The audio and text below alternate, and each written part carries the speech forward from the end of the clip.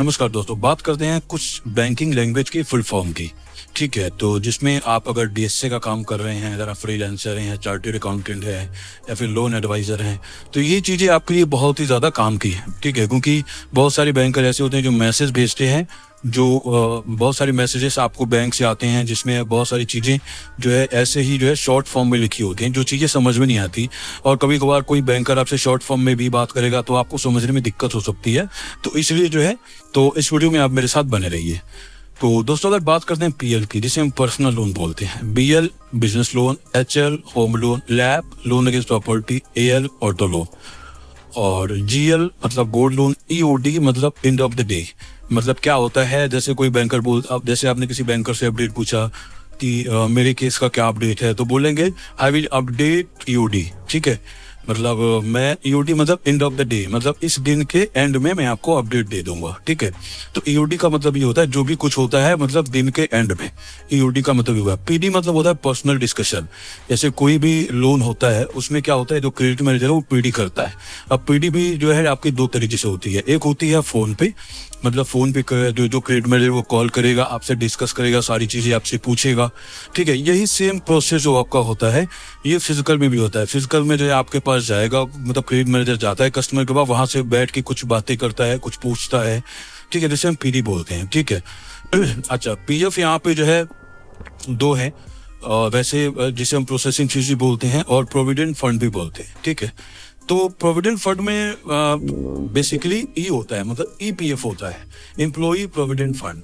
लेकिन कोई कोई जो पीएफ भी बोलते हैं, आपने देखा कि अरे मेरा पीएफ इतना हो गया है, या फिर जो है पीएफ नहीं कट रहा है। ठीक है, तो ये सारी चीज़ें होती हैं जो होती हैं, ये प्रोविडेंट फंड होती हैं। लेकिन पीएफ, जैसे हम बोलते हैं पीएफ कितना है इस फाइल में, तो वो होती है प्रोसेसिंग फीस। ठीक है, अच्छा, सीआर मतलब होता है क्रेडिट कार्ड। ठीक है, सॉरी, सीआर मतलब होता है क्रेडिट, जब जो पैसा आपके अकाउंट में आया। डीआर मतलब होता है आपका डेबिट, जो आपके अकाउंट से पैसा निकला। ओडी मतलब होता है ओवरड्राफ्ट। ओवरड्राफ्ट मतलब है जैसे आपका जो सैलरीड कस्टमर होते हैं उनके पास क्रेडिट कार्ड होता है। ठीक है, तो क्रेडिट कार्ड से फॉर एग्जांपल अगर 1 लाख रुपए की लिमिट है, उसमें से उन्होंने 30,000 रुपये खर्च कर लिया, तो वो क्या होता है, तो उन पे जो इंटरेस्ट लगेगा वो 30,000 का ही लगेगा। सेम जो है ओडी में ही होता है। ठीक है, ओडी में क्या होता है, जो सेल्फ एम्प्लॉयड को ये जो है बेसिकली मिलता है। सेल्फ एम्प्लॉयड फॉर एग्जांपल उसके पास 1 लाख रुपए की लिमिट है, उसने उसमें से 30,000 रुपये खर्च कर लिया। ठीक है, तो वो जो इंटरेस्ट लगेगा वो 30,000 रुपये लगेगा। ठीक है, तो सैलरीड को हम क्रेडिट कार्ड देते हैं और जो सेल्फ एम्प्लॉयड होता है उनको हम ओडी देते हैं, जिसे ओवरड्राफ्ट बोलते हैं। कैश क्रेडिट दोस्तों, जैसे सीसी को भी जो है हम कैश क्रेडिट बोलते हैं, जो बहुत ही ज़्यादा सिमिलर होता है ओवरड्राफ्ट पे। ठीक है, ओवरड्राफ्ट में क्या होता है कि जो फाइनेंशियल रिपोर्ट होती है वो साल में एक बार सबमिट करना होता है, और जो कैश क्रेडिट होता है उसमें जो फाइनेंशियल आपकी मतलब वो क्वार्टरली, हाफ ईयरली या फिर ईयरली, इसमें जो है इसमें तीनों ऑप्शन होते हैं। ठीक है, अच्छा, सीसी को जो हम क्रेडिट कार्ड भी बोलते हैं। अच्छा, डीएससी मतलब होता है डायरेक्ट सेल्स एसोसिएट। डीएसटी मतलब होता है डायरेक्ट सेल्स टीम।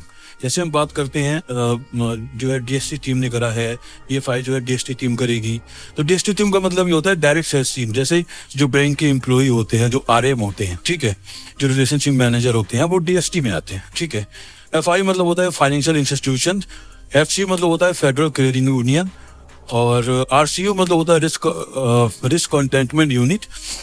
एफसी मतलब होता है कि ये भी जो है एक तरह से जो डॉक्यूमेंट्स वगैरह होते हैं, ठीक है, उसको ये वेरीफाई करते हैं, सारी चीज़ें चेक करते हैं, आधार कार्ड ओरिजिनल है कि नहीं है, पैन कार्ड ओरिजिनल है कि नहीं है। ठीक है, जो भी डिटेल्स है, जो भी कस्टमर ने डिटेल्स बताया वो मैच कर रहा है, नहीं मतलब मैच कर रहा है डॉक्यूमेंट से। ठीक है, आरसीयू का काम होता है, आरसीयू जो है ओवरऑल कंट्रोल देखता है, मतलब ओवरऑल जो है जो भी कुछ होता है, जैसे कोई फाइल होती है उसमें आरसीयू रिकवर करते भी पूछते हैं, वो याद तक कि जो सिग्नेचर तब पूछते हैं कस्टमर से कि सर आपने ये सिग्नेचर किए हैं या नहीं किए हैं। ठीक है, आपने कोई पैसा दिया है किसी कस्टमर को, किसी एम्प्लॉय को आपने पैसे दिए हैं लोन कराने के लिए, या कुछ ब्राइब ऑफर करा है। ठीक है, तो इनका काम होता है यही चीज़ें, इनका काम होता है रिस्क कंटेनमेंट यूनिट। मतलब इनका काम ये होता है, इनका भी काम होता है फ्रॉडी पकड़ना होता है एक तरह से। ठीक है, ये दोनों लगभग में सेम ही होते हैं। अच्छा, एफआईआर का मतलब होता है दोस्तों फिक्स ऑब्लिगेशन इनकम रेशियो। मतलब क्या होता है कि जैसे हम किसी सैलरीड पर्सन की बात करते हैं, ठीक है, तो मान चलते हैं कस्टमर की सैलरी 1 लाख रुपए है।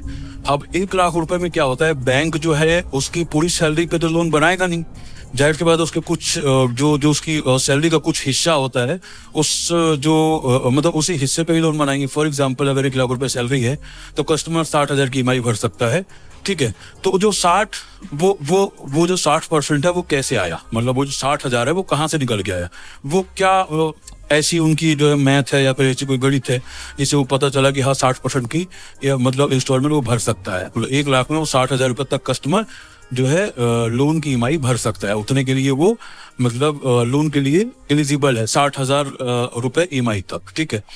तो ये आता है आपका फिक्स ऑब्लिगेशन इनकम रेशियो, ठीक है, ये यहाँ से निकाला जाता है जिसे हम एफओआईआर भी बोलते हैं। अच्छा, डीबीआर मतलब डेट आपका हो गया डेब्ट बर्डन रेशियो, और ओएसडी मतलब हो गया ओरिजिनल सीन वेरीफाइड, वीएसडी मतलब हो गया बैंक सिग्नेचर वेरिफिकेशन, और बीटी मतलब हो गया आपका बैलेंस ट्रांसफर, एबीबी मतलब एवरेज बैंक बैलेंस, सीआरएम मतलब होता है कस्टमर रिलेशनशिप मैनेजर, और टीवीआर मतलब होता है टेली वेरिफिकेशन रिपोर्ट, ठीक है। और ईसीएस मतलब होता है इलेक्ट्रॉनिक क्लियरिंग सिस्टम, जो आपके अकाउंट में जो ईसीएस नैच वगैरह जो लगता है, ठीक है, उसको हम ईसीएस बोलते हैं।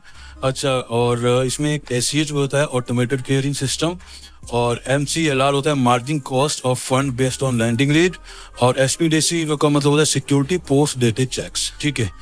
और इसमें दोस्तों एक टैग भी मैं ऐड करना भूल गया, इसमें TAT, ठीक है, यहाँ पे PDF है, इसमें मैं अभी लिख नहीं पाऊंगा लेकिन फिर भी मैं आपको बता देता हूँ। तो क्या होता है TAT, टैट।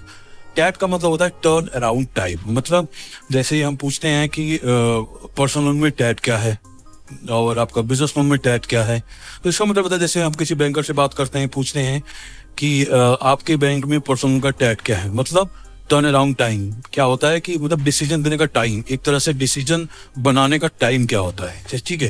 जैसे फॉर एग्जांपल आपने फाइल कोई लॉगिन करी, ठीक है, अब वो क्या होगा, जैसे ही वो क्रेडिट के पास जाएगा, सेल्स टीम से जैसे ही वो फाइल जो है निकल के क्रेडिट के पास गई, तो क्रेडिट का एक टैट होता है, ठीक है, टर्न अराउंड टाइम होता है, उतने टाइम में क्रेडिट जो है आपको डिसीजन दे देता है, ठीक है, उसे हम टैट बोलते हैं, TAT, टैट, ठीक है। तो दोस्तों ये थी कुछ इंपॉर्टेंट बैंकिंग लैंग्वेज, और आशा करता हूँ वीडियो आपको पसंद आई होगी। मिलते हैं नेक्स्ट वीडियो में, तब तक के लिए धन्यवाद।